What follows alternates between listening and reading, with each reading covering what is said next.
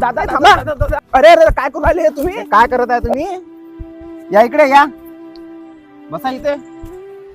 काय करू मी आता? आम्ही दिवसभर राबतो, या शेतामध्ये पिकवतो आणि ते बाजारात नेऊन विकण्यासाठी जातो.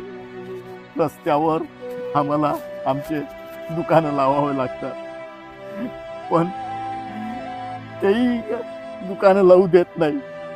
तरी आम्हाला आमच्या हक्काची जागा बाजारासाठी कधी मिळणार